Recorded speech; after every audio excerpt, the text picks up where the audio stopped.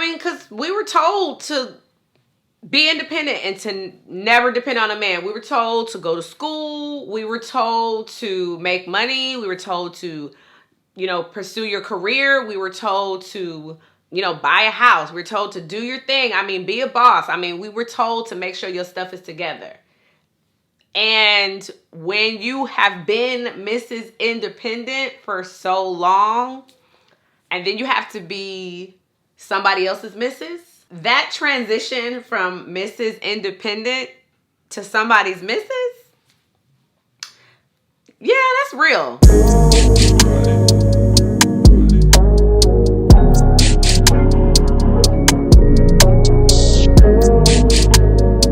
My parents got divorced when I was around 11, raised by a single mom. My father was in my life, yes, and he was a very loving father, but he had a lot of issues that he dealt with, so he wasn't in my life the way that I wish that he would have been. And so the majority of my raising was from my mom, and my mom was amazing. She was strong, she was hardworking, she was loving, she was a woman of God. I mean, she did her very absolute best, and she instilled a lot of wonderful core values in my sister and I. And I saw her live for God in front of me. I saw her stay committed to Christ. I saw her serve God. I saw her serve in church.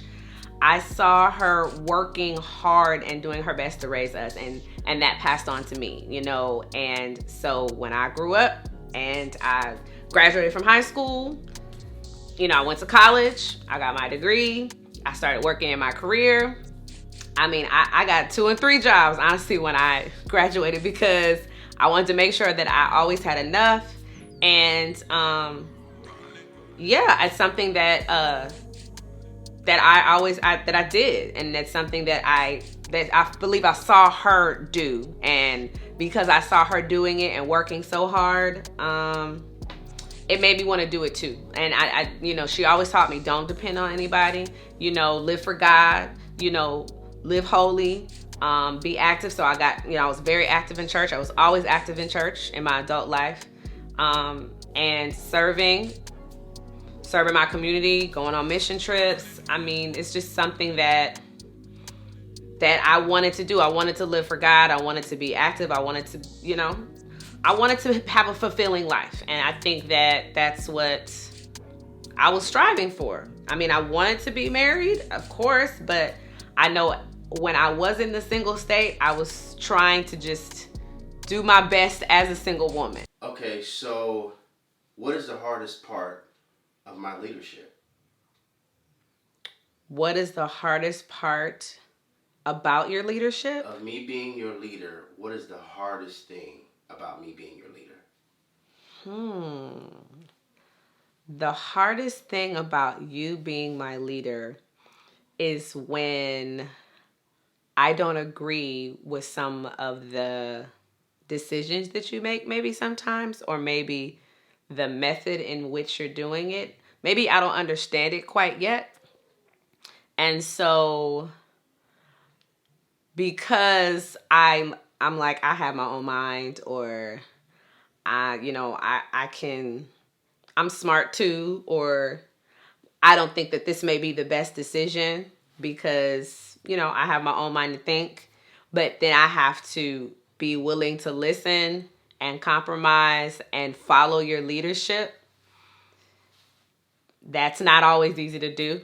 And so I think just submitting to that's hard sometimes, because you don't always want to submit. You don't. I think that's just the reality of being a human. Like, I want to please God, I want to love you, and I want to be a good wife, but I think my humanity doesn't always want to do what it is that you feel is, or what you're saying is best.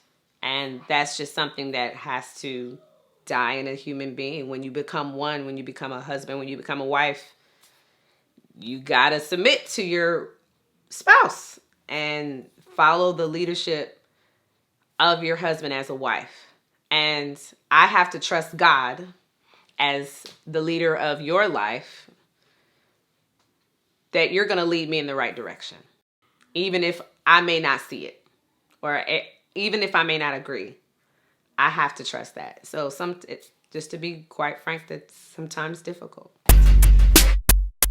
So an area that I really feel that women in general are underserved is that transition period.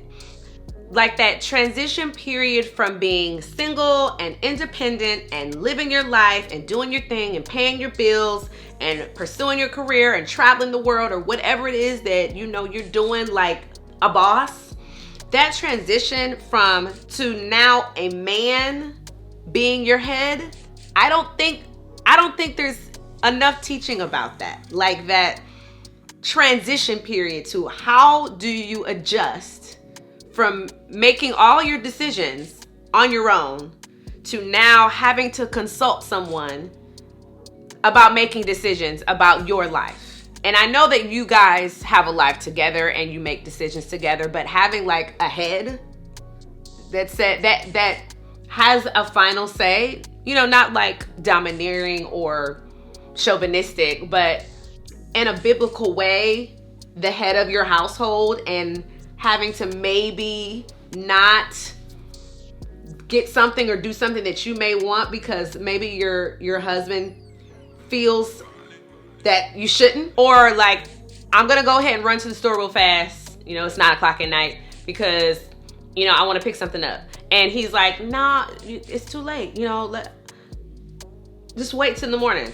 And you're like, but I don't want to wait till the morning, you know, like that whole, I can do this, and I did this before without you, and I did it very well without you, or this is how I like it, you know, or you have to adjust being with somebody that does the toilet paper this way, or cleans the kitchen this way, or folds the clothes this way, and you have to adjust to that.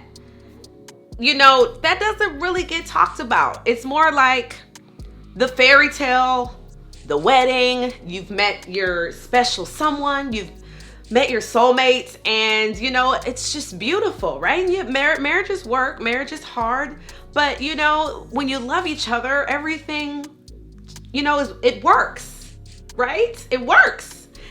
And it don't always work like that. Like there's work to get it to work, if that makes sense. And there's a transition that I think not just women, but men, like we all have to go through. And relationally, it's underserved. Like what the transition looks like and what you have to be prepared for. Because evolving requires eliminating. Becoming one means the one that I have been has to go away.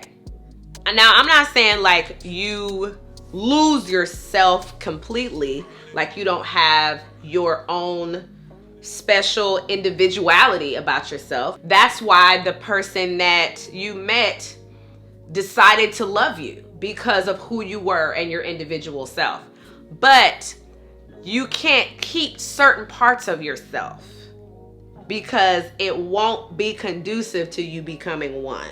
Because everybody says, you know, love me for who I am, you know, and you should love someone for who they are. But sometimes who you are is a hindrance to you becoming one. I think we have to begin when it comes to transition. We have to think of it as a fresh start, not being necessarily a new place, but a new mindset. So whenever God gets ready to take us from level to level or glory to glory, he always starts with the head first. Because a lot of us want the ring first, and a lot of us want the heart first, but we have to start with the head first. Because you cannot solve a problem with the same mindset that you created it. And the mindset of being independent can be really cancerous in a marriage. Because I think a lot of us, we want our relationship status to transition, but we don't necessarily work on our mind to transition. And that's That's necessary. Like, you have to change your thinking from all about me or just about me to us and not me. That's what you have to do when you get married. And it's difficult for a lot of people, women, who have been doing it for me for years and years and years. Because when you don't make that transition, you can have a Paula's blessing, but it can feel like a curse. And the whole time you can be blaming them, but really you still have a pasture mindset. It's about changing it here. Like, you have to change it here, because if you want the real God kind of love, it has to be you changing your thinking. Like, people have a misconception about love, and it's really a decision that you make up in your mind. It has less to do, I think, with your emotions and the way that you feel, because emotions are fickle. You have to decide to love somebody, to serve somebody, to be patient with somebody, to keep giving to somebody, to become one with somebody. It's a choice that you have to make up in your mind. And if you don't make that transition, then your marriage will not survive. And you will be miserable, you will be upset, you'll be angry, you'll be frustrated.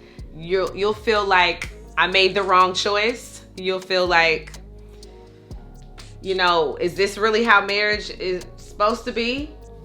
If you do not change in your mind, like, this is not about me, this is about us. And if I don't make it about us and I make it about me, then that's who I'm going to end up with, just me.